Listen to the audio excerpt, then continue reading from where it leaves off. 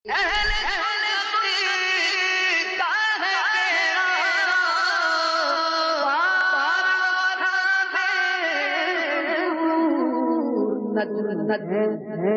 نام ہے فطرت رسول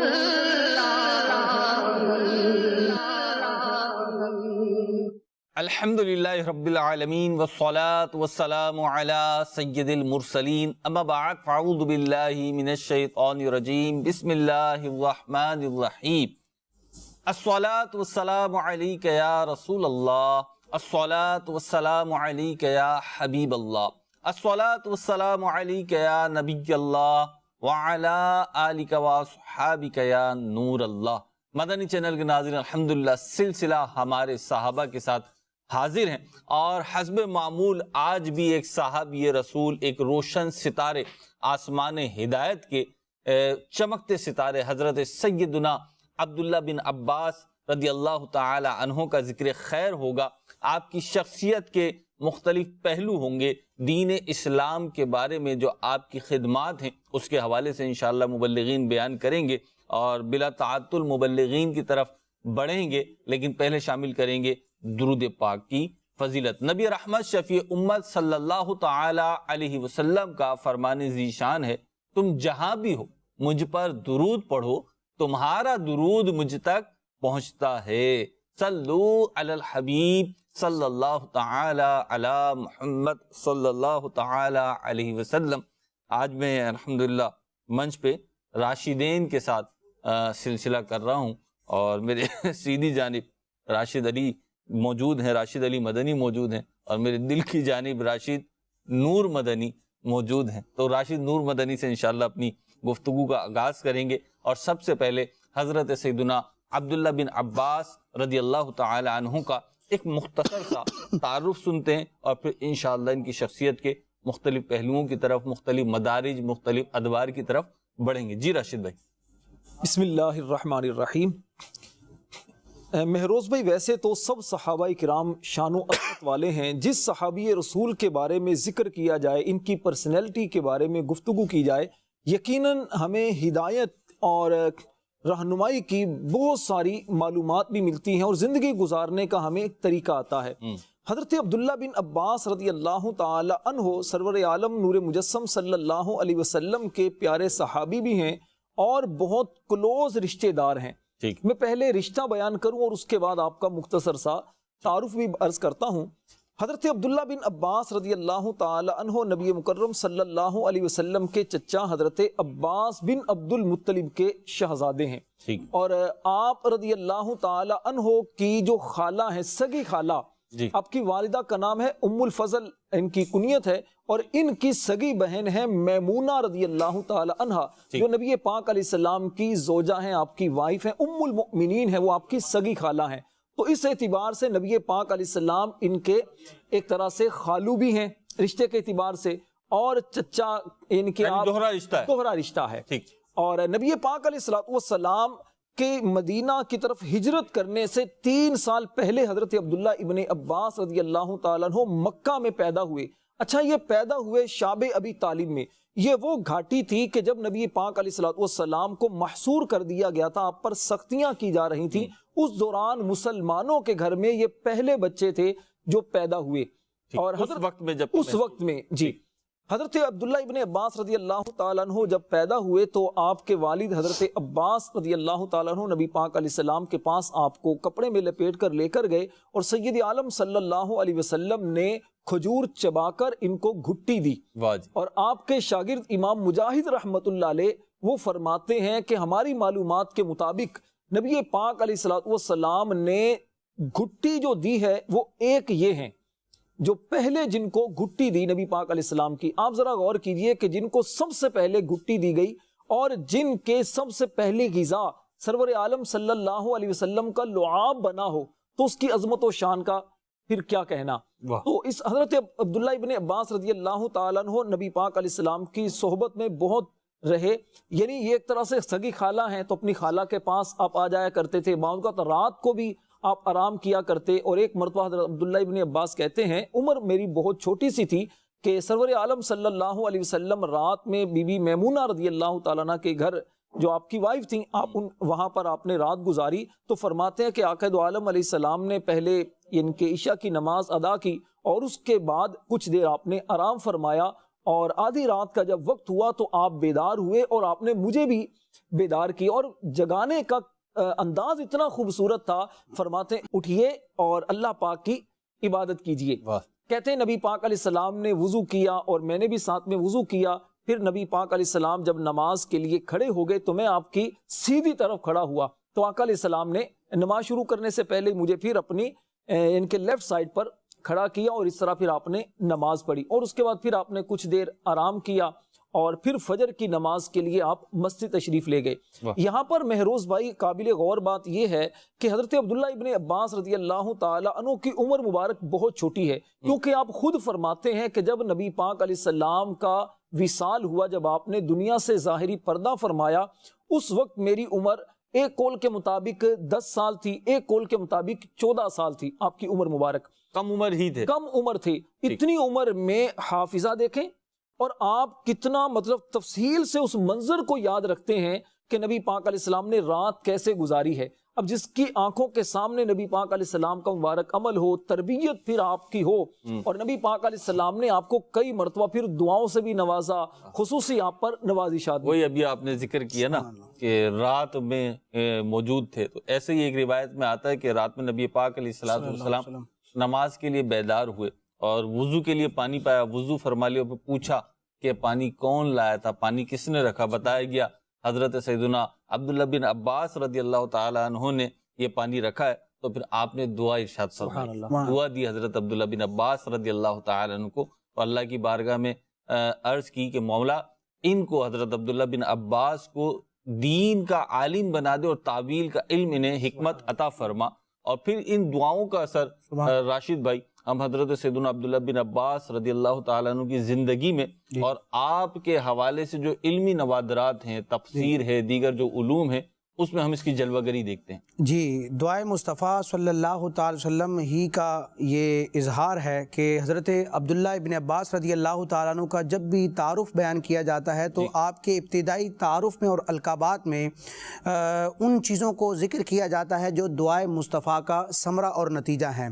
امام شمس الدین ذہبی رحمۃ اللہ تعالیٰ علیہ نے اپنی کتاب سیر اعلام النبلاء میں جب حضرت عبداللہ ابن عباس رضی اللہ تعالیٰ عنہ کا ذکر خیر فرمایا، آپ کا ترجمہ ذکر کیا، تعارف ذکر کیا، تو ابتدا میں فرمایا کہ عبداللہ ابن عباس کون ہیں؟ حبر الامہ، یہ امت کے بہت بڑے عالم ہیں، اور کون ہیں؟ فقیہ العصر، اپنے زمانے کے بہت بڑے فقیہ ہیں، اور کون ہیں؟ ارشاد فرمایا امام التفسیر، یہ علم تفسیر کے امام ہیں۔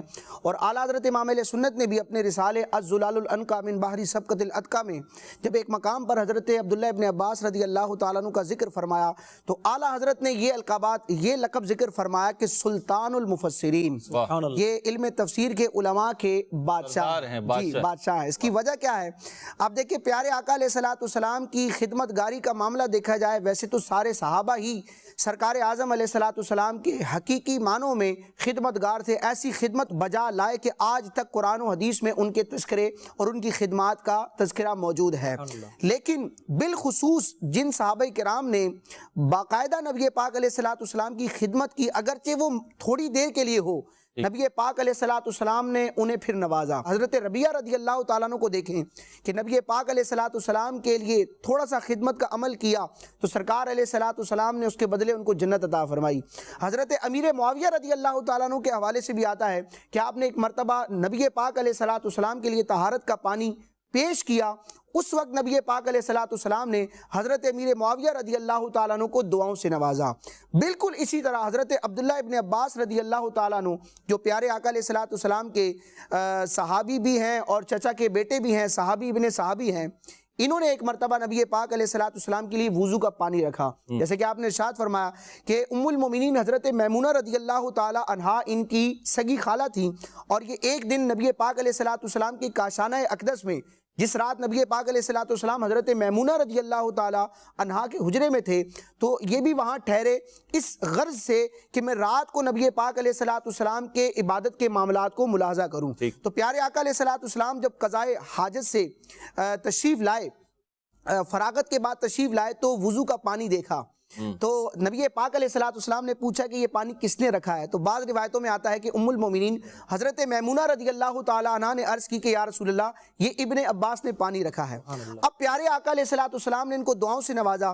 بعض روایات میں ہے کہ حضرت عبداللہ ابن عباس رضی اللہ تعالیٰ عنہ کے سر پر پیارے آقا علیہ الصلوۃ والسلام نے شفقت سے ہاتھ رکھا، اور بعض روایات میں یہ ہے کہ ابن عباس فرماتے ہیں کہ سرکار علیہ الصلوۃ والسلام نے مجھے سینے سے لگایا اور رب کی بارگاہ میں عرض کی۔ مختلف بخاری شریف کی روایات کے الفاظ ہیں۔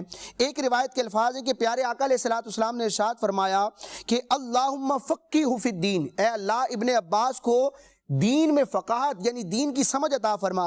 ایک روایت کے الفاظ ہیں کہ اللہم علمہ الکتاب، اے اللہ ابن عباس کو کتاب یعنی قرآن مجید کا علم عطا فرما۔ اور ایک روایت کے الفاظ ہیں کہ اللہم علم الحکمت، اللہم علمہ الحکمت، اے اللہ ابن عباس کو حکمت کا علم عطا فرما۔ اور جس طرح آپ کو امام المفسرین، امام التفسیر یا سلطان المفسرین کہا جاتا ہے، آپ کا ایک لقب ہے حبر الامہ، اور آپ کو بحر العلم بھی کہا جاتا ہے، علم کا بحر بے کراں، یعنی ایسا سمندر جس کا کوئی کنارہ نہیں ہے۔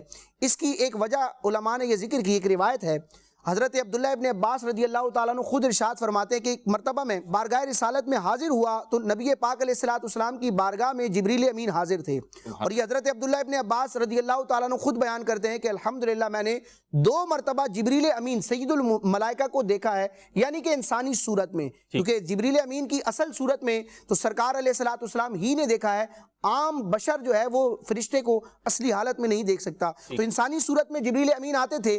2 موقعوں پر حضرت ابن عباس رضی اللہ تعالیٰ عنہ نے حضرت جبریل امین علیہ الصلوۃ والسلام کی زیارت کی۔ حضرت عبداللہ ابن عباس فرماتے ہیں کہ ایک مرتبہ جب میں بارگاہ رسالت میں حاضر ہوا تو پہلے سے ہی جبریل امین وہاں موجود تھے۔ جب حضرت جبریل امین نے حضرت عبداللہ ابن عباس رضی اللہ تعالیٰ عنہ کو ملاحظہ فرمایا تو پیارے آقا علیہ الصلوۃ والسلام سے عرض کی کہ یا رسول اللہ یہ ابن عباس آپ کی امت کے بہت بڑے عالم ہوں گے، بہت بڑے فقیہ ہوں گے، امت کے بہت بڑے حبر ہوں گے، لہٰذا آپ ان پر خصوصی شفقتیں فرمائیں، توجہ فرمائیں۔ واہ کیا بات ہے حضرت سیدنا عبداللہ بن عباس رضی اللہ تعالیٰ عنہ کی۔ اور ضمنی طور پہ راشد بھائی آپ نے جو ایک پوائنٹ اٹھایا نا، مجھے بڑا مزہ آیا کہ نبی پاک علیہ الصلوۃ والسلام کو جس نے وضو کرایا جی یا وضو کے لیے پانی دیا، پھر نبی پاک علیہ الصلوۃ والسلام نے اس کو دعاؤں سے نوازا۔ سبحان اللہ۔ اب دیکھیے اس میں امت کے لیے بھی ایک تعلیم ہے جی کہ جب کوئی تمہارے ساتھ تعاون کرے، تمہارے ساتھ بھلائی کرے تو پھر تم بھلائی کرو، سبحان اللہ۔ اور دعائیں سے اسے گویا کہ موٹیویٹ کیا جا رہا ہے نا کہ تم نے ایک اچھا کام کیا ہے، اور دعا سے بڑھ کر کیا چیز چھوٹی عمر حضرت عبداللہ ابن عباس کی عمر چھوٹی ہے جی، تو مہروز بھائی یہ ہے کہ اگر ہمارے بچے مثال طور پر چاہے ہمارا بیٹا ہے یا بیٹی ہے، کچھ اگر ہماری ہیلپ کرتے ہیں، ہمیں وضو کے لیے پانی دیتے ہیں، یا ویسے ہی ہم جیسے ہی گھر میں گئے بیٹی نے یا بیٹے نے بھاگ کر جلدی سے ہمیں پانی پیش کیا تو آپ نے جیسے ہی پانی پیا، اگر آپ تھوڑا سا بولتے بیٹا جزاک اللہ، بیٹا بہت شکریہ، آپ اپنے بیٹے یا اپنی بیٹی کے بھی سر پر دستے شفقت پھیرتے ہیں یا پیشانی پر بوسہ لیتے ہیں تو بچے موٹیویٹ ہوں گے نا، بچوں کی عادت بنے گی اس سے۔ راشد بھائی کوئی بھی چھوٹا ہو، دیکھیں ایک تو ہے عمر میں چھوٹا ہونا، ٹھیک ہے، اس اعتبار سے کسی کی عمر کم ہے جیسے 6 8 10 سال 12 سال، یہ عمر کم ہے۔ دوسرا ہے وہ آپ سے عمر میں کم ہے، ٹھیک ہے، جیسے اولاد جو ہے وہ اپنے والدین کے لیے ہمیشہ اولاد ہی رہے گی۔ بالکل ایسا۔ آپ نے کئی ایسے اولاد دیکھی ہوگی کہ ان کے خود کے سفید بال ہو گئے، اب ان کی والدہ کا والد کا انتقال ہو رہا ہے تو وہ ایک چھوٹے بچے ہی کے انداز پہ بعض اوقات رو رہے ہوتے ہیں، ان کی کیفیت وہی ہوتی ہے جی، اور ان کی ایک مطلب جو ہے نا کیفیت ہوتی ہے دیکھنے والی، جو میں کہنا چاہ رہا ہوں تعلق تو ہے نا ایک۔ تو اصل ہے آپ کو منصب، آپ کس منصب پر ہیں۔ اگر آپ کسی ایسے منصب پر ہیں کہ کوئی بھی آپ کا ماتحت فرد، کوئی بھی آپ کا چھوٹا، کوئی آپ کا ملازم، کوئی آپ کا خادم، کوئی آپ کی اولاد میں سے ہو، کوئی آپ کے رشتہ داروں میں سے ہو، کوئی آپ کا آفس ورک میں سے ہو، کسی بھی جگہ پر جب کوئی شخص آپ کے ساتھ تعاون کا معاملہ کرتا ہے، آپ کی مدد کرتا ہے، آپ کے ساتھ بھلائی کا معاملہ کرتا ہے، آپ کی خیرخواہی کرتا ہے، تو پھر وہ ہے نا کہ تم زمین والوں کا جو شکریہ ادا نہیں کرتا وہ آسمان والے کا بھی شکر ادا نہیں کرتا، یعنی اللہ رب العزت کا بھی شکریہ ادا نہیں کرتا، تو مخلوق کا بھی شکریہ ادا کرنا چاہیے۔ اور آپ دیکھیے جزاک اللہ سبحان اللہ ایک جامع دعا ہے، کم از کم اتنا تو کئی دن ہے جزاک اللہ خیر، اللہ آپ کو جزائے خیر دے، تو یہ اپنی عادت بنائیں۔ اس میں یہ بھی عرض کروں گا کہ بعض اوقات راشد بھائی چراغ تلے اندھیرا ہوتا ہے، بہت قریبی معاملہ جن لوگوں کے ساتھ ہوتا ہے، ہم سمجھتے ہیں کہ ان کو اس طریقے کے جملے کہنا، اس طریقے سے دعائیں دینا یا اس طریقے کا معاملہ کرنا جو ہے نا وہ تکلف بن جائے گا. تو بھائی یہ تکلف نہیں ہے، بلکہ یہ آپ نے کرنا ہے. جو اپنا ہے اس کے ساتھ زیادہ کرنا ہے، کہ اپنے کو، اپنے رشتہ دار کو صدقہ دینا جو مستحق بھی ہے اس کو دوہرا ثواب ہے. سبحان اللہ. کہ ایک تو اس کی مدد ہے، اور دوسرا ناراض رشتہ دار کو وہ اور زیادہ بڑھ کر، زیادہ ثواب. وہ اور زیادہ بڑھ کر. تو آپ دعاؤں سے نوازتے رہیے. اس سے کیا ہوگا؟ نیکی پھلے گی، پھولے گی، بھلائی پھیلے گی معاشرے میں. اس کی خوشبوؤں سے خود ہمارا قرب و جوار مہکے گا. انشاءاللہ ہمارا شہر، ہمارا صوبہ، ہمارا ملک، ہماری سٹی جو ہے، ہماری کنٹری جو ہے، یہ ساری دنیا جو ہے، یہ انشاءاللہ اس سے پھیلتی چلی جائے گی. تین عبداللہ جو ہے وہ بڑے مشہور ہیں صحابہ میں. ایک حضرت عبداللہ بن عباس، دوسرے عبداللہ بن مسعود، اور تیسرے عبداللہ بن عمر رضی اللہ تعالیٰ. انہیں کہتے ہیں تین عبادل ثلاثہ. کیوں کہتے ہیں؟ کیونکہ یہ تینوں کے نام میں عبداللہ ہے، اور ان کی شناخت کس سے ہوتی ہے؟ والد کے نام سے. عبداللہ بن عمر، عبداللہ بن مسعود اور عبداللہ بن عباس رضی اللہ. ان کے کچھ بچپن کے واقعات، ان کے اعزازات. حضرت عبداللہ ابن عباس رضی اللہ تعالیٰ عنہ جو ہیں، مہروز بھی پہلے تو یہ میں مدنی چینل کے ناظرین کے لیے بھی ہو سکتا ہے یہ مزید معلومات کی بات ہو، حضرت عبداللہ ابن مسعود رضی اللہ تعالیٰ عنہ جو ہے نا، یہ تو ہیں اکابر صحابہ میں سے. ٹھیک ہے. اور عبداللہ ابن عمر رضی اللہ تعالیٰ عنہ عبداللہ ابن عباس کے اعتبار سے وہ بھی اکابر صحابہ میں سے ہیں. ٹھیک ہے. اور حضرت عبداللہ ابن عباس جو ہیں یہ اس وقت خیر بہت چھوٹی عمر کے تھے. میں آپ کو حضرت عبداللہ ابن عباس رضی اللہ تعالیٰ عنہ کی بچپن کے اور ساتھ میں آپ کے جو علمی ایک یوں سمجھے کہ گروتھ ہوئی اس کے حوالے سے بیان کروں. 6 صحابہ کرام تھے جن کا نام بڑا ایک نمایاں طور پر آتا ہے. فرماتے ہیں کہ ان 6 صحابہ کرام میں سے اگر دیکھا جائے تو ان 6 صحابہ کے علم کا مجموعہ وہ 2 صحابہ میں ہے. ایک حضرت عبداللہ ابن مسعود اور ایک حضرت علی المرتضی رضی اللہ تعالی عنہم. یہ براہ راست نبی پاک علیہ السلام سے تربیت پانے والے اور علم کا فیضان لینے والے ہیں. اور ان دونوں کے شاگرد، ان دونوں سے خصوصی طور پر علم حاصل کرنے والے وہ ہیں حضرت عبداللہ ابن عباس رضی اللہ تعالیٰ عنہ. کہتے ہیں اسی وجہ سے اہل علم حضرات کے ہاں یہ بات مشہور ہے کہ اگر سب صحابہ کے علم کا مجموعہ اور خلاصہ اگر دیکھنا ہو تو عبداللہ ابن عباس رضی اللہ تعالیٰ عنہ کی ذات میں آپ کو وہ نظر آئے گا. اسی وجہ سے آپ کو ترجمان القرآن کہا جاتا ہے صحابہ کرام میں، کیونکہ سب سے پہلے تفسیر کرنے والے آپ ہیں قرآن پاک کی. آپ کی تفسیر بیان کرنے کا ایک اتنا خوبصورت انداز اور ملکہ آپ کو اتنا حاصل تھا کہ حضرت عمر فاروق رضی اللہ تعالیٰ عنہ اکابر صحابہ کی جب مجلس شورا منعقد کرتے، ان کے درمیان کوئی مسئلہ جب ڈسکس کرتے تو حضرت عبداللہ ابن عباس اگرچہ چھوٹی عمر میں تھے، آپ ان کو اپنے قریب جگہ دیتے، اور جب آپ دوسرے افراد سے رائے لیتے تو ان سے بھی اس بارے میں پوچھا کرتے تھے. آپ کے بچپن ہی کی بات ہے. حضرت عبداللہ ابن عباس کہتے ہیں کہ ایک مرتبہ حضرت عمر فاروق رضی اللہ تعالیٰ عنہ نے مجھے آزمانے کے لیے ایک سوال کیا. پہلے تو آپ نے مجلس جو آپ منعقد تھی ان سے سوال کیا کہ قرآن پاک کی جو سورت مبارکہ ہے اذا جاء نصر اللہ والفتح، تو یہ جو سورت ہے یہ جو نازل ہوئی ہے تو اس کا مفہوم اور مطلب کیا ہے؟ جب اللہ کی طرف سے مدد آئے اور فتح آئے تو تم اے محبوب تم دیکھو گے کہ لوگ فوج در فوج اسلام میں داخل ہو رہے ہیں، تو اس کا مفہوم کیا ہے؟ کہتے صحابہ کرام سے جو پوچھا تو بعض نے بتایا تھا اس سے مراد اسلام کا غلبہ ہے، اسلام کی فتوحات ہیں. تو یہ بھی ایک تفسیر ہے. فرماتے ہیں کہ جب حضرت عبداللہ ابن عباس کی طرف حضرت عمر نے اشارہ کر کے کہا کہ بیٹا تم بھی بتاؤ، اپنے آپ کو اس میں حقیر نہ سمجھو، تم بھی اپنی رائے کا اظہار کرنا چاہو تو اپنی رائے کا اظہار کرو. عبداللہ ابن عباس کہتے ہیں پہلے مجھے تھوڑی جھجک آ رہی تھی کہ بڑے بڑے صحابہ موجود ہیں، تو پھر میں نے عرض کی کہ حضور مجھے یہ لگتا ہے کہ اس صورت کے اندر نبی پاک علیہ الصلوۃ والسلام کی وفات ظاہری کی خبر دی جا رہی ہے، کیونکہ جب دین مکمل ہو جائے گا، فتوحات ہو جائیں گی، اللہ کی نصرت اور مدد آ جائے گی، تو اب اس بات کی طرف اشارہ ہے کہ اے پیارے محبوب اب دنیا سے رخصت ہونے کا وقت آپ کا آ چکا ہے. حضرت عبداللہ ابن عباس کہتے ہیں کہ حضرت عمر بن خطاب نے جب یہ بات سنی تو کہا کہ میری بھی یہی رائے ہے اس بارے میں جو آپ کی رائے ہے. تو آپ دیکھیے کہ بچپن کے اندر ہی آپ کی علمی اور فقاہت کے آثار ظاہر ہونا شروع ہو گئے تھے.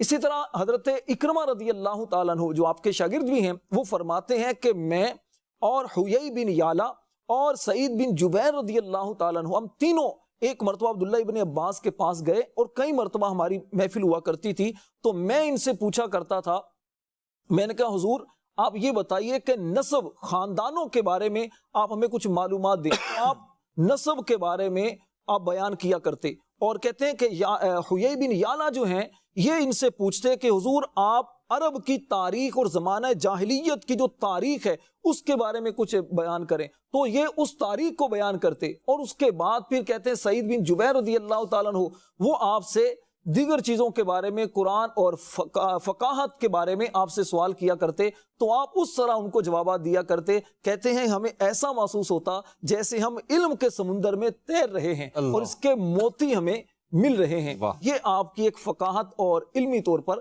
آپ کے ایک مجلس کا عالم ہوا کرتا تھا. اتنا علم ہونے کے باوجود، چھوٹی عمر میں علم ہونے کے باوجود، علم کا ایک ہوتا ہے نا، ایک نارملی ایک معاشرے میں یا ایک وقت میں، ایک دور میں ایک اسٹیج ہوتا ہے کہ اس اسٹیج پہ آ کے آپ کہتے ہیں ہاں ٹھیک ہے اس نے ڈگری حاصل کر لی، اتنا علوم حاصل کر لیے، تو وہ سمجھ میں آ رہا ہوتا ہے. لیکن بعض اوقات کچھ ایکسٹرا آرڈنری ایفرٹس ہوتی ہیں، اللہ تعالیٰ کی کچھ خاص کرم نوازیاں ہوتی ہیں، کسی کو جلدی نواز دیا جاتا ہے. حضرت سیدنا عبداللہ بن عباس رضی اللہ تعالی عنہ بھی انہی میں سے ہیں کہ جنہیں نبی پاک، سب سے بڑھ کر تو یہی کہ نبی پاک علیہ الصلوۃ والسلام کی دعا کی برکتیں انہیں نصیب ہوئیں. پھر جیسے کہ علماء نے لکھا کہ نبی پاک علیہ الصلوۃ والسلام اور اہل بیت اطہار اکابر صحابہ کی انہیں صحبت ملی. پھر ان کا حافظہ بڑا غضب کا تھا، زمانہ جاہلیت کے جو اشعار تھے وہ بڑے ان کو یاد تھے، زبانی ازبر تھے انہیں. پھر لغت پہ ان کی بڑی مہارت تھی، گرفت تھی. تو ان کا علم توتی بولتی تھی جسے کہتے ہیں نا، ان کے علم کی، اور ان کی پذیرائی بڑی ہوتی تھی، بارگاہ رسالت میں پذیرائی ہوتی تھی.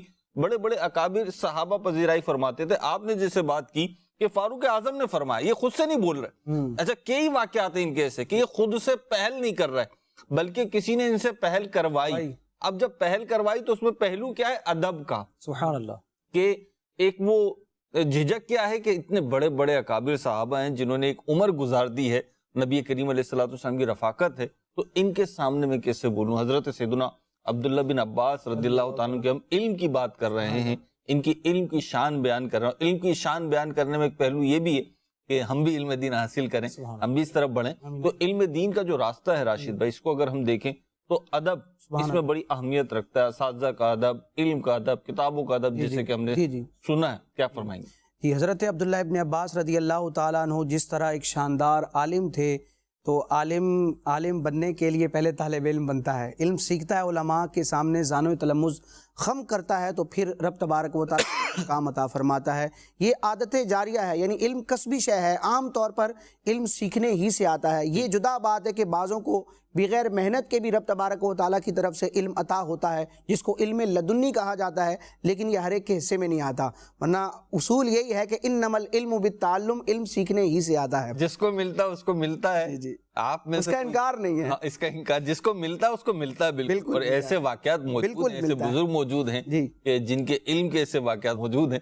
راشد بھائی، اصل میں پہلے ہی جو ہے نا وہ اسکول بند ہوئے ہیں اور جو ہے نا وہ آن لائن کلاسز چل رہی ہیں، تو کوئی یہ گمان نہ کر لے، اب یہ سوچے کہ بھائی میں اس علم کا طالب بن جاؤں اور جو ہے نا ظاہری جو رستے وہ چھوڑ دوں. آپ نے وضاحت کی، لیکن میں نے بولا مدنی چینل کے ناظرین میں شاید ہمارے اسٹوڈنٹس ہوں اس وقت بھی، رات کے اس پہر بھی، کہ جو ہمیں سن رہے ہوں، تو ظاہری بہرحال جو راستے ہیں، جو جستجو ہے، اس کو نہیں چھوڑنا چاہیے. جی، علم دین سیکھنے کا ذہن بھی دیا جاتا ہے. قرآن و حدیث میں اس کی ترغیب اور فضیلت بھی موجود ہے، اور علم سیکھنے کی کچھ آداب بھی ذکر کیے گئے ہیں. پیارے آقا علیہ الصلوۃ والسلام کا بڑا پیارا فرمان ہے، جس کو الجامع الصغیر میں علامہ جلال الدین سیوطی شافعی رحمۃ اللہ تعالی نے بھی نقل کیا ہے کہ سرکار اعظم علیہ الصلوۃ والسلام ارشاد فرماتے ہیں، تعلموا العلم، علم سیکھو، وَتَعَلَّمُوا لِلْعِلْمِ السَّكِينَةَ وَالْوَقَارَ، اور علم سیکھنے کے لیے ادب و احترام بھی سیکھو. وَتَوَاضَعُوا لِمَنْ تَعَلَّمُونَ مِنْهُ أَوْ كَمَا قَالَ، اور جس نے تمہیں علم سکھایا ہے اس کے سامنے عاجزی بھی کرو. اس حدیث پاک کی اگر عملی تفسیر دیکھنی ہو تو وہ حضرت عبداللہ ابن عباس رضی اللہ تعالیٰ عنہ کی سیرت ہے کہ اس حدیث پاک کے تحت علامہ عبدالرؤف مناوی رحمۃ اللہ تعالیٰ علیہ نے حضرت عبداللہ ابن عباس کا یہ واقعہ ذکر کیا ہے، جو دیگر کتابوں میں بھی ملتا ہے. یعنی اس حدیث کو اگر سمجھانا ہے تو اس کے لیے حضرت عبداللہ ابن عباس رضی اللہ تعالیٰ عنہ کے واقعے اور فرمان کو علامہ عبدالرؤف مناوی رحمۃ اللہ تعالیٰ علیہ حوالے اور ریفرنس کے طور پر پیش کر رہے ہیں کہ ایک مرتبہ آپ کے استاذ صحابی رسول حضرت سیدنا زید بن ثابت انصاری رضی اللہ تعالیٰ عنہ، بہت بڑے عالم، بہت بڑے قرآن کے مفسر تھے اور قرآن مجید جو جمع کیا گیا حضرت صدیق اکبر کے عہد خلافت میں، اور اس کا جو دوبارہ جمع کا اہتمام ہوا ایک دوسری نوعیت کے ساتھ حضرت عثمان غنی کے دور میں، تو ان دونوں ادوار میں اس قرآن مجید کو جمع کرنے کی بنیادی ذمہ داری صدیق اکبر نے اور عثمان غنی نے حضرت زید بن ثابت انصاری رضی اللہ تعالیٰ عنہ کو عطا فرمائی تھی۔ اتنے بڑے آپ عالم تھے قرآن کے۔ اور اب آپ جس واقعے کی طرف جا رہے ہیں نا مدنی چینل کے ناظرین، یہ عشق و محبت کی بات، سبحان اللہ، اور صحابہ و اہل بیت اطہار میں، صحابہ اور نبی پاک علیہ الصلوۃ والسلام کے رشتہ داروں میں کیسی محبت تھی، سبحان اللہ، کیسا ایک دوسرے کا احترام تھا، اس پر ہے۔ اور مجھے بڑا مزہ آیا، مجھے میرا حسن ظن ہے کہ آپ اسی واقعے کی طرف جا رہے ہیں، تو اس لیے میں نے کہا مدنی چینل کے ناظرین کو جو ہے نا میں ان کی جو مبذول توجہ کر لوں کہ بھائی یہ واقعہ ضرور سن لیں۔ جی، تو حضرت زید بن ثابت انصاری رضی اللہ تعالیٰ عنہ اتنے بڑے عالم ہیں، فقیہ ہیں، صحابی ہیں۔ حضرت زید بن ثابت انصاری رضی اللہ تعالیٰ عنہ کے پاس حضرت عبداللہ بن عباس رضی اللہ تعالیٰ عنہ پڑھنے کے لیے جاتے تھے۔ حضرت عبداللہ بن عباس خود فرماتے ہیں کہ کبھی میں ایسا ہوتا کہ میں اپنے استاد حضرت زید بن ثابت رضی اللہ تعالیٰ عنہ کے گھر جاتا پڑھنے کے لیے، لیکن آپ کو باہر موجود نہ پاتا تو میں آپ کے دروازے کو دستک دینے کی جسارت نہیں کرتا تھا، بلکہ ان کی چوکھٹ پر سر رکھ کر بیٹھ جاتا تھا، اور ہوا آتی تھی مجھ پر خاک ڈالتی تھی۔ جب حضرت زید بن ثابت انصاری رضی اللہ تعالیٰ عنہ باہر جلوہ فرما ہوتے تو کہتے کہ اے نبی پاک علیہ السلام کے چچا کے بیٹے، آپ نے مجھے اپنے آنے کی اطلاع کیوں نہ بھجوا دی؟ اطلاع کروا دیتے میں آ جاتا۔ تو حضرت عبداللہ ابن عباس رضی اللہ تعالیٰ عنہ نے عرض کی کہ یہ مجھے زیب نہیں دیتا، یہ گوارا نہیں ہے، کیونکہ ہمیں یہی ادب سکھایا گیا ہے۔ پھر سورہ حجرات کی آیات مبارکہ پڑھی۔ ایک دوسرا واقعہ بیان کیا گیا جو احیاء العلوم میں بھی موجود ہے، اور علامہ عبدالرؤوف مناوی رحمۃ اللہ تعالیٰ علیہ نے فیض القدیر میں ذکر کیا کہ حضرت زید بن ثابت انصاری رضی اللہ تعالیٰ عنہ ایک مرتبہ کسی جنازے میں موجود تھے، حاضر تھے۔ جنازے سے فراغت کے بعد آپ کا سواری کا جانور لایا گیا۔ حضرت زید بن ثابت انصاری رضی اللہ تعالیٰ عنہ جیسے ہی اپنی جانور پر سوار ہوئے تو حضرت عبداللہ بن عباس جو صحابی رسول بھی ہیں اور اہل بیت کے خاص فرد ہیں، اور مولا علی کو بھی ان پر بڑا ٹرسٹ تھا کہ جب خوارج نے حضرت مولا علی رضی اللہ تعالیٰ عنہ کے خلاف بغاوت کرنا چاہی تو مولا علی رضی اللہ تعالیٰ عنہ نے اپنی طرف سے مناظرہ کرنے کے لیے حضرت عبداللہ ابن عباس کو بھیجا تھا۔ نبی پاک علیہ السلام نے مولا علی کے علم کی شان بیان کی، اور حضرت سیدنا مولا علی رضی اللہ تعالی عنہ نے حضرت سیدنا عبداللہ بن عباس رضی اللہ تعالیٰ عنہ کے علم پہ مہر لگائی، جی، اعتماد کر کے اپنی طرف سے ان کو نمائندہ بنایا۔ تو حضرت عبداللہ ابن عباس رضی اللہ تعالیٰ عنہ نے فوراً حضرت زید بن ثابت انصاری رضی اللہ تعالیٰ عنہ کے جانور کی رکاب کو تھام لیا۔ جب حضرت زید بن ثابت نے دیکھا تو فرمایا کہ اے نبی پاک علیہ السلام کے چچا کے بیٹے، آپ یہ کیا کر رہے ہیں کہ آپ ایسا نہ کریں؟ جی، نبی پاک علیہ السلام سے اتنا قرب کا رشتہ ہے۔ تو حضرت عبداللہ ابن عباس رضی اللہ تعالیٰ عنہ نے کیا خوب جواب دیا، ارشاد فرمایا ہَاکَذَا اُمِرْنَا ان نفعل بالعلماء والکبراء، ہمیں اسی طرح حکم دیا گیا ہے، ہمیں یہی حکم دیا گیا ہے کہ ہم علماء اور بڑوں کے ساتھ یہ سلوک کریں، تعظیم کا معاملہ کریں۔ اب یہ شاگرد استاد سے یہ کہہ رہا ہے۔ اب استاد کا بھی دیکھیں، اعلیٰ ظرفی دیکھیں، حضرت زید بن ثابت انصاری رضی اللہ تعالیٰ عنہ اگرچہ استاد ہیں لیکن اہل بیت کا ادب ہے، نبی پاک علیہ السلام کی نسبت کی کتنی تعظیم ہے ان کے دل میں۔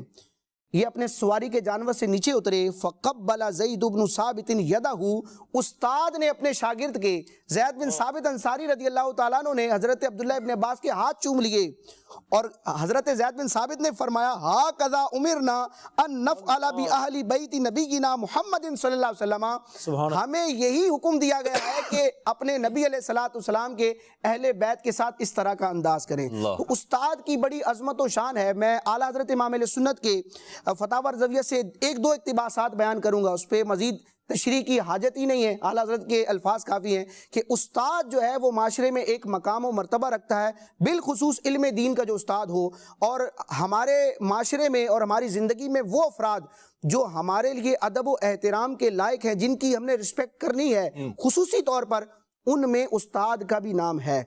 ورنہ یہ دور ایسا ہے کہ اللہ ماشاءاللہ اس طرف بھی توجہ بعض اوقات نہیں ہوتی کہ استاد بھی کوئی عزت کرنے والا صرف نام نہیں ہے، ٹاپ آف دی لسٹ نام ہے۔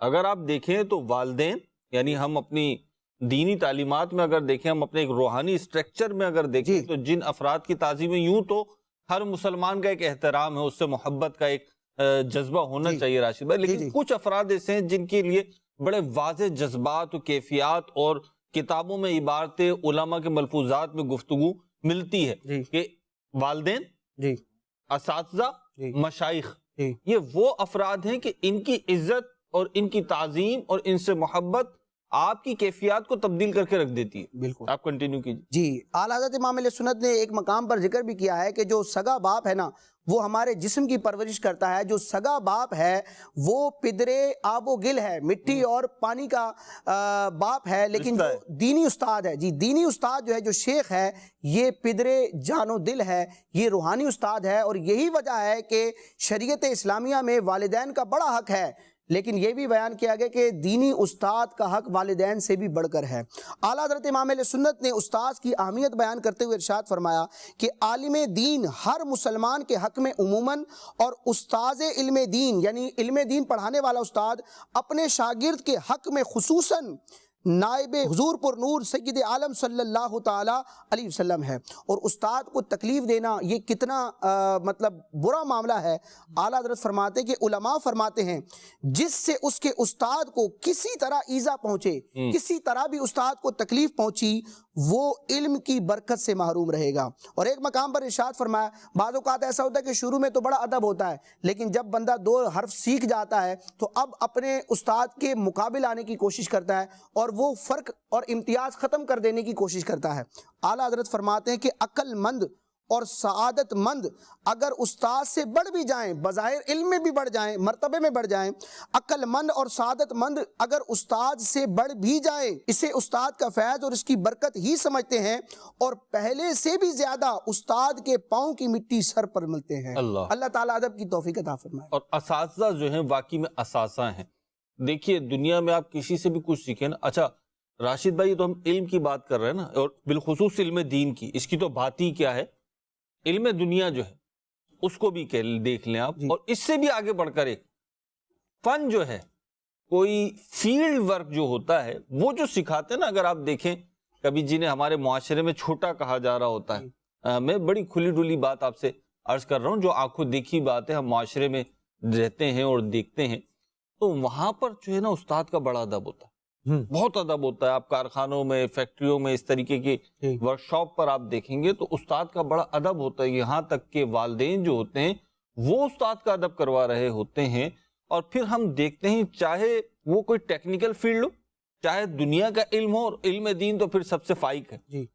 جو با ادب ہوتا ہے راشد بھائی، اس کو جو کچھ حاصل ہوتا نہیں، ادب کی برکت سے جو کچھ حاصل ہوتا ہے، وہ جو آپ نے شروع میں بات کی کہ بے شک تحصیل جو ہے، کسب جو ہے، وہ بڑی ضروری چیز ہے اور وہ اس کا ایک راستہ ہے اور اس سے حاصل ہوتا ہے. لیکن علم ادب کی برکت سے جو کچھ حاصل ہوتا ہے نا، وہ اس سب سے ماں سوا ہے، اس سب سے ہٹ کر ہے. اگر ہم تاریخ کے اوراق اٹھا کر دیکھیں، کچھ صحابہ کرام علیہم رضوان کو دیکھیں، ابھی حضرت عبداللہ بن عباس کے تو واقعات آپ نے بیان کیے، دیگر کے بھی معاملات ہم دیکھیں، اور پھر ہم اہل بیت اطہار کو دیکھیں، ہم تابعین کو دیکھیں، ہم اپنی 1400 سالہ تاریخ کو دیکھیں، تو بہت بڑے بڑے جو نام ہیں ان کو جب ہم دیکھتے ہیں تو ان کی زندگیوں میں جو ایک فیض کا رستہ کھلا ہے، ایک فیضان جو ان پر جاری ہوا، وہ ادب کا ہے. آج آپ دیکھ لیجئے، میں بڑی دل لگتی بات آپ سے عرض کر رہا ہوں مدنی چینل کے ساتھ. آج آپ دیکھ لیجئے، میں یہ نہیں کہتا کہ 100% ایسا، یقینی طور پہ 100% ایسا نہیں ہے، اور جب بھی معاشرہ چل بھی رہا، لیکن آج جب استاد کو بے وقعت کر دیا گیا، آج جب استاد کی کوئی حیثیت نہیں رہی، تو آپ دیکھیے آج علم کی بھی کوئی وقت نہیں رہی. آج علم کے مقاصد وہ نہیں رہے جو ہونے چاہیے تھے. علم چاہے دنیا کا ہو چاہے دین کا ہو، اس کی برتری جو ہے وہ اپنی جگہ دین کے لیے. علم آپ کی انسانیت کو نکھارتا ہے، علم جو ہے آپ کے اخلاق کو نکھارتا ہے، علم آپ کی شخصیت کو، آپ کی پرسنالٹی کو نکھارتا ہے. لیکن آج آپ دیکھیے، آپ پوچھئے کسی سے جناب کیا پڑھ رہے ہیں، وہ آپ کو بتائے گا جی میں یہ پڑھ رہا ہوں. اچھا کیوں پڑھ رہے ہیں، کیا مقاصد ہیں؟ تو وہ کیا مقاصد ہوں گے جناب؟ مقاصد یہ ہوں گے کہ اس فیلڈ میں ایک اچھا جو ہے نا ہمارا فیوچر ہے، اس فیلڈ میں اچھی اپورچونٹیز ہیں، اس فیلڈ سے اچھی انکم مستقبل میں بن جائے گی. تو دیکھیں، میں یہ نہیں کہہ رہا کہ ناجائز ہے، حرام ہے، گناہ ہے، یہ بات یہاں پہ نہیں ہو رہی، لیکن آپ کے مقاصد تبدیل ہو گئے. اب جب آپ علم اس لیے حاصل کر رہے ہیں کہ یہ مادی چیزیں حاصل ہوں گی، ٹھیک ہے جی، پھر وہی حاصل کیجئے، بقیہ چیزیں حاصل نہیں ہوں گی. میروز بھائی، کیا آپ یہ نہیں سمجھتے کہ جس طرح ہم بات کر رہے ہیں کہ اسٹوڈنٹ کے بارے میں، کہ اسٹوڈنٹس چاہے وہ فن کے اعتبار سے ہو، دینی اسٹوڈنٹ ہو یا پھر دنیاوی علم حاصل کرنے والا کوئی اسٹوڈنٹ ہو، اسے اپنے استاد کی، اپنے ٹیچر کی، اپنے معلم کی قدر کرنی چاہیے، ادب احترام کرنا چاہیے۔ اور آپ نے جس طرف اشارہ کیا کہ مقاصد ہمارے بہت نچلی سطح کے ہیں، مقاصد اتنے اعلیٰ نہیں ہوتے، ایک سطحی قسم کے مقاصد ہوتے ہیں، ویژن بہت چھوٹا سا ہوتا ہے، اور بہت ساری چیزوں میں مینٹلی طور پر ہم بہت نیچے ہوتے ہیں۔ کہ اس کی وجہ یہ نہیں آپ سمجھتے کہ ایسا بھی ممکن ہے کہ جو ٹیچر ہے، جس کو آپ نے یہ منصب دیا ہے، جس کو آپ نے ایک ملازم کے طور پر آپ نے مطلب رکھا ہے، تو وہ ٹیچر کی بھی ذہنی سطح کچھ اس طرح کی ہے کہ وہ اپنے اسٹوڈنٹ کا وہ ذہن نہیں بنا پا رہا، اپنے اسٹوڈنٹ کی کیا کہتے ہیں رگوں کے اندر، اس کے دل و جان کے اندر وہ مقاصد پیدا نہیں کر رہا، آگے بڑھنے کی لگن جذبہ نہیں بیدار کر رہا، وہ اس کی کیا کہتے ہیں مقاصد کو اعلیٰ نہیں کر رہا، دوسروں کی خیرخواہی کا جذبہ اس کے اندر پیدا نہیں کر رہا۔ تو ٹیچر کو جو استاذ کا ایک منصب پر آتا ہے تو اسے بھی ان چیزوں کو بہرحال دیکھنے کی حاجت ہوتی ہے کہ وہ اس طرف آ رہا ہے، اس فیلڈ کو جو لے رہا ہے تو اس فیلڈ میں اس کے مقاصد کیا ہیں۔ کیونکہ اگر آپ رہنما کے مقاصد اعلیٰ ہوں گے، رہنما جو ہے جس کو ہم اپنا رہنما بناتے ہیں، اگر اس کی نظر کہتے ہیں نظر بلند اگر اس کی ہوگی تو یقیناً اس کے جو ساتھ رہنے والے ہوں گے، اس کی گیدرنگ میں جو افراد ہوں گے تو اس کے اندر بھی یہ چیزیں آئیں گی۔ جتنی بڑی لائٹ ہوگی نا پھر اس کا اورا جو ہے وہ اتنا ہی بڑا ہوگا، تو جتنا بڑا گلدستہ ہوگا اس کی خوشبو، اس کی مہک، اس کی خوبصورتی اتنی دور سے دیکھی بھی جائے گی، محسوس بھی کی جائے گی۔ آج جیسے بات کروں قبلہ شیخ طریقت امیر اہل سنت کی بات یاد آتی ہے، اور آپ کا ایک مبارک انداز نظر آتا ہے، نبی پاک علیہ الصلوۃ والسلام کی مبارک سیرت کی جھلک آپ کی شخصیت میں نظر آتی ہے کہ آپ دیکھیے آپ کا ویژن اتنا بڑا تھا، تو آپ کے جو قریب رہنے والے جو افراد ان کی بھی کیسی ذہنی طور پر تربیت ہوئی کہ آج وہ اراکین شورا ہوں یا ریجن ہمارے ذمہ داران ہوں یا زون سطح پر ہمارے جو ذمہ داران ہیں، آپ دیکھیے کتنے اللہ پاک نے ان کو صلاحیتیں دی ہیں، کیسے اللہ پاک نے ٹیلنٹ ان کو دیا ہے، ایسے لوگوں میں اٹھے بیٹھے۔ مختصر اگر ہم کر لیں، اساتذہ ہوں آپ کے، اساتذہ سے اپنا تعلق بڑھائیے۔ دیکھیں جب آپ دینی تعلیم حاصل دینی تعلیم پہ بھی ہم دیکھتے ہیں، اچھا دونوں طرفہ ٹریفک ہوتا ہے، یہ کچھ استاد کی طرف سے ہوتا ہے، کچھ شاگرد کی طرف سے ہوتا ہے، بلکہ یہ بات کتابوں میں لکھی گئی کہ بعض اوقات استاد میں اتنی اہلیت نہیں ہوتی لیکن شاگرد جو ہوتا ہے اس میں ایک جستجو ہوتی ہے، تو اس کی تڑپ اور اس کی جستجو کی برکت سے گویا کہ استاد کی طرف سے وہ چیزوں سے مل جاتی ہیں، استاد کو عطا کر دیا جاتا ہے، استاد کو بھی مل جاتی ہیں اس کی وجہ سے۔ اور ایک بات تو بڑی مشہور جو ہم نے اپنے اساتذہ سے سنی کہ اگر شاگرد جو ہیں، طلباء جو ہیں، اسٹوڈنٹس جو ہیں، ان میں قابلیت ہے نا، اچھا ان میں قابلیت کیا ہوگی، ان کی قابلیت کیا ہوگی؟ ایک استاد اپنے اسٹوڈنٹ سے کون سی قابلیت چاہتا ہے؟ وہ جستجو کی قابلیت چاہتا ہے، وہ تلاش کی قابلیت چاہتا ہے۔ عبداللہ ابن عباس رضی اللہ تعالیٰ عنہ کا قول مجھے یاد آیا، ان سے کسی نے پوچھا کہ حضور آپ اتنے بڑے عالم کیسے بنے، اتنا زیادہ علم آپ کے پاس کیسے آیا؟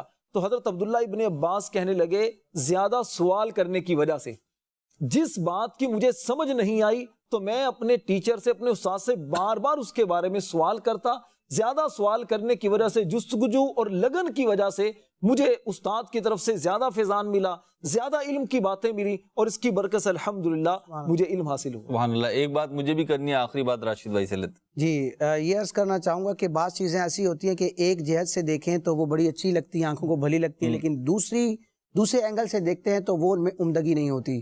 لیکن حضرت عبداللہ ابن عباس رضی اللہ تعالیٰ عنہ وہ ذات ہیں، وہ کامل پرسنالٹی ہیں، پیارے مصطفیٰ علیہ الصلوۃ والسلام کا فیضان پا کر کہ جس جہت سے ان کو دیکھا گیا یہ کامل ہی نظر آئے۔ امام شمس الدین ذہبی رحمۃ اللہ تعالیٰ علیہ نے سیر اعلام النبلاء میں ایک روایت ذکر کی کہ حضرت مسروق فرماتے ہیں کہ کنت اذا رأیت ابن عباس، جب میں حضرت عبداللہ ابن عباس کو دیکھتا، قلت تو میں یہی کہتا کہ اجمل الناس، یہ لوگوں میں سب سے زیادہ خوبصورت ہے۔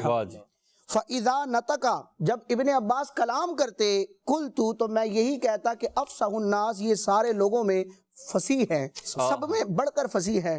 وَإِذَا تَحَدَّثَ، اور جب حضرت عبداللہ ابن عباس کوئی حدیث بیان کرتے، کوئی مسئلہ بیان کرتے، قلت تو پھر میں یہی کہتا کہ اعلم الناس، یہ سب لوگوں میں بڑھ کر علم والے ہیں۔ اللہ ہمیں بھی ایسا بنائے۔ یہ ان کو تو عطا ہوا اور انہوں نے حاصل بھی کیا، اسے سنبھالا بھی، اللہ کرے کہ ہماری ذات بھی ایسی ہو جائے۔ کوشش کرنے میں کیا حرج ہے۔ کوشش تو کر سکتے ہیں ہم، اور کوشش کرنی بھی چاہیے، ان کی نکالی کی کوشش کرنی چاہیے۔ ایک مسلمان ایک ایسے ہیرے کی مانند ہونا چاہیے جس کی زندگی کے جو مختلف سائڈز ہیں وہ اتنی روشن ہوں، اتنی چمکیلی، اتنی دمکنے والی ہوں، تابناک ہوں، اور جو بھی الفاظ آپ اردو کے لیے ہیں روشن ہوں، بہرحال کہ وہ اس کی طرف سے جو ہے ہر طرف نور پھیلے، اس کی طرف سے روشنی پھیلے، اس کی طرف سے خوشبو پھیلے۔ آخر میں آپ کو ایک پیغام دینا چاہوں گا علم کے حوالے سے، تحصیل علم کے حوالے سے، جستجو علم کے حوالے سے۔ ایک کام کیجیے، آپ اپنی جیب میں، اپنے پاکٹ میں پین اور ایک چھوٹی ڈائری یا ایک A4 سائز کا پیپر لپیٹ کے رکھ لیں، اور اگر موبائل میں کر سکتے ہیں تو موبائل میں ایسی اپلیکیشنز آ گئی ہیں کہ آپ اس کے اوپر تحریر اپنی کر سکتے ہیں، تو وہ موبائل اپلیکیشن یوز کرنا چاہیں تو وہ کر لیں۔ کریں کیا، جیسے آپ کے ذہن میں کوئی سوال کریٹ ہو، کوئی سوال پیدا ہو، وہ لکھ لیں۔ آپ لکھ لیں، کوئی کتاب پڑھ رہے ہیں اور کتاب کی کوئی بات سمجھ میں نہیں آ رہی، آپ لکھ لیں۔ آپ کچھ کر رہے ہیں، اخبار پڑھ رہے ہیں، کوئی اور علم کی جستجو کر رہے ہیں اور کوئی چیز سمجھ میں نہیں آتی، وہ آپ لکھ لیں۔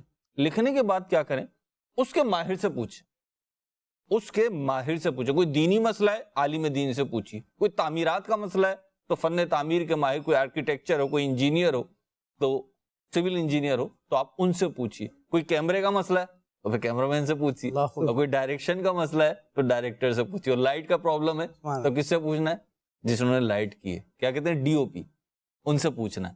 تو بہرحال یہ آپ ایک کام کریں، اللہ نے چاہا تو آپ رفتہ رفتہ دیکھیں گے بہت بہتری آئے گی۔ ہم اپنے بزرگوں کی کتابوں میں دیکھتے ہیں کہ ان کی کتابوں میں جو ہے حاشیے لکھے ہوتے ہیں۔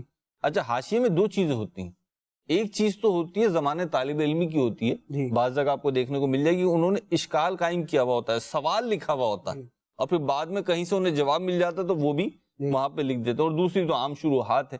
تو یہ ہم اپنا انداز اپنائیں، اللہ تعالی ہمیں عمل کی توفیق عطا فرمائے۔ مدنی چینل دیکھتے رہیے، صلو علی الحبیب صلی اللہ تعالی علی محمد صلی اللہ تعالی علیہ وسلم۔